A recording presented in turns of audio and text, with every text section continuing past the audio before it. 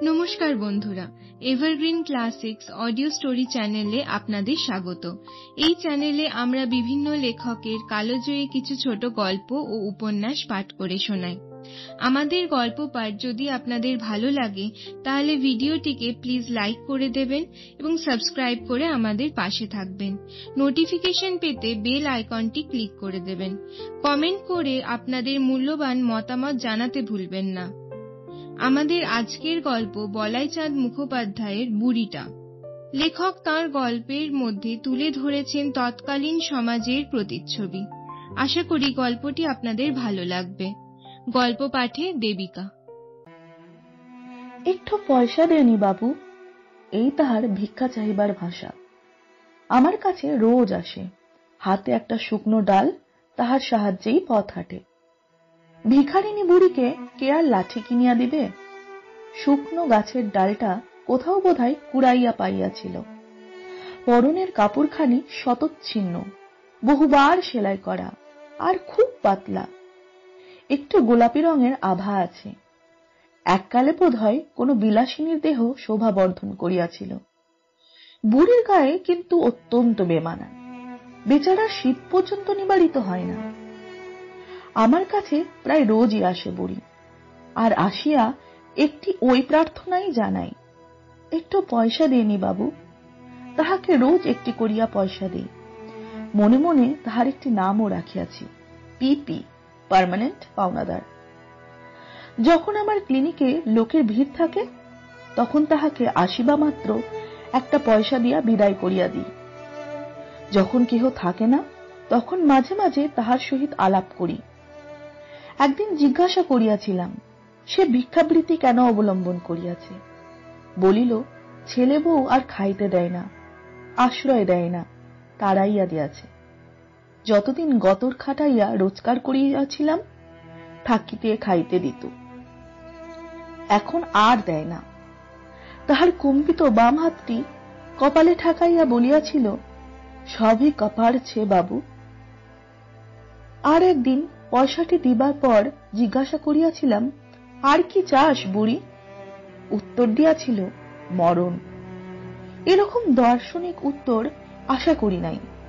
তাহার জরা বিধ্বস্ত মুখের দিকে ভালো করিয়া চাহিলাম, দেখলাম সত্যিই একটা আর্ত আকুতি ফুটিয়া উঠিয়াছে।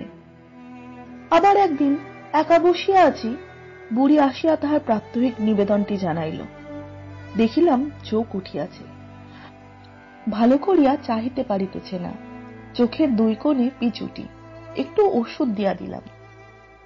আখমে কি ভেলে বুড়িয়া? ঠান্ডা লাগি গেলেছে বাবু, একটু কাপড় দেনি, বড্ড ঝাড়। যাহা কাপড় কাহাছে, ঘর পর যা মিলাতেই। বুড়ি বলিল, সে আমার ঘর চেনে না, আমি যেন দয়া করিয়া একখানা কাপড় তাহার জন্য লইয়া আসি। প্রতিশ্রুতি দিলাম আসিব। ভাবিলাম ভালোই হইবে, আমি মোটা খদ্দর পরি, শীতে বুড়ি একটু আরাম পাইবে। পরদিন বুড়ি যথারীতি আসিল। আমি অপ্রতিভ হইলাম, খদ্দর আনিতে মনে ছিল না। পরদিনও ভুলিলাম, তাহার পরদিনও। নিজের বিস্মৃতির জন্য তৃতীয় দিন সত্যিই অতিশয় লজ্জিত হইলাম। তখন আমার মোটর গাড়ির ড্রাইভারকে বলিলাম সে যেন আমাকে মনে করাইয়া দেয়। সেও উপর্যুপরি ভুলিতে লাগিল। তৃতীয় দিনের পর বুড়িটা আর কিন্তু কাপড়ের কথা বলে নাই, কিন্তু সে আসিয়া দাঁড়াইলেই কাপড়ের কথাটা মনে পড়িত। অবশেষে ড্রাইভারের একদিন বিস্মৃতি আপনোদিত হইল। গৃহিণীও বেশ মোটা একটি খদ্দরের কাপড় তাহার জন্য বাহির করিয়া দিলেন।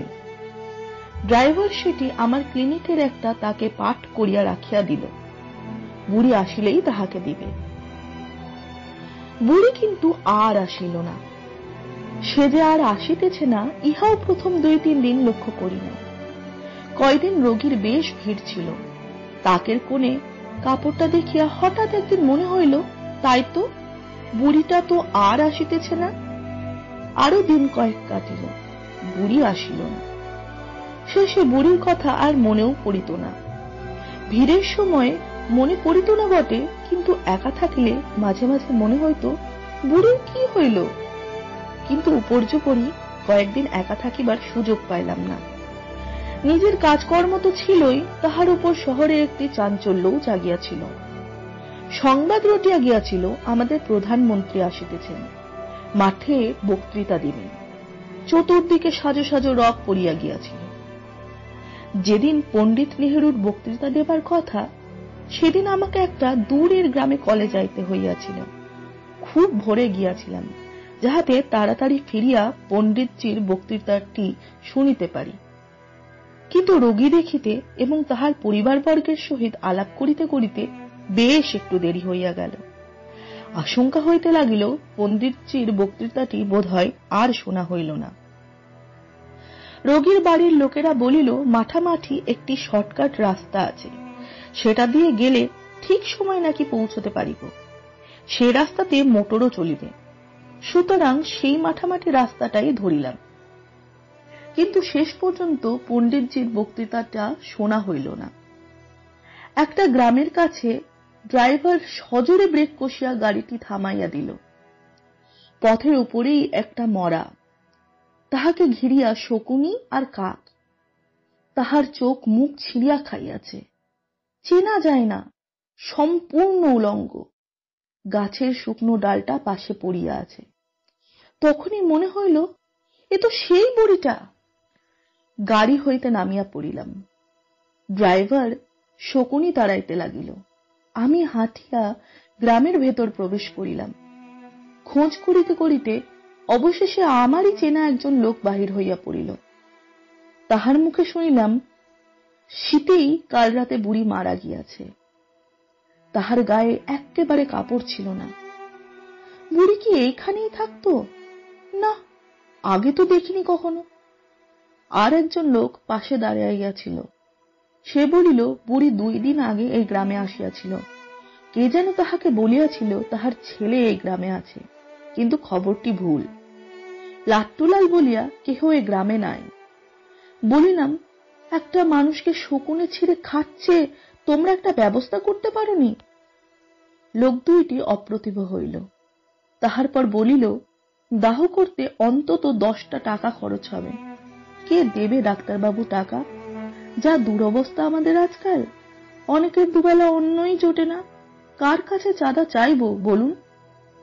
বেশ, তোমরা ব্যবস্থা করো, আমি টাকা দেব। 20টা টাকা দিলাম। লোকটা বলিল, এতে তো একদল কীর্তনিয়াও হয়ে যাবে, শালুক হবে। তাহাই হইল। কীর্তন করিতে করিতে গ্রামের লোকেরা বুড়িকে শালু ঢাকা দিয়া মহা সমারোহে গঙ্গার ধারে লইয়া গেল। ফিরিয়া শুনিলাম, বক্তৃতায় নেহেরু যে বলিয়াছিলেন, দরিদ্র জনসাধারণের জন্য তাহার গভর্নমেন্ট প্রাণপণ করিতেছেন। বক্তৃতা দিয়া বিমানযোগে পাটনা চলিয়া গিয়াছেন, সেখানে আরেকটি বক্তৃতা দিবেন। তাহার পরদিন কাগজে তাহার বক্তৃতাটাই পড়িতেছিলাম। একটু পয়সা দিইনি বাবু। চমকাইয়া দেখিলাম, দ্বার প্রান্তে সেই বুড়িটা দাঁড়াইয়া আছে, হাতে সেই শুকনো ডালটা। কি বুড়িয়া, अभी तक जिंदा है? मरण कहाँ हुई छे बाबू? तोरा कपड़ा रख लो छे, ले जा। कहाँ छिला इतना दिन? पैर में काटा गाड़ी गेल छिलो, थोड़ा दवाई देनी। पाए पेरेक फुटिया छिलो, ताई आसिते पारे नाई। एकटू 3-4 आयोडिन लागाइया दिलाम। ताहार प्रात्यहिक पाওনা পয়সাটিও দিলাম। বুড়ি ছেঁড়া খদ্দরটা গায়ে দিয়ে আমাকে আশীর্বাদ করিয়া চলিয়া গেল।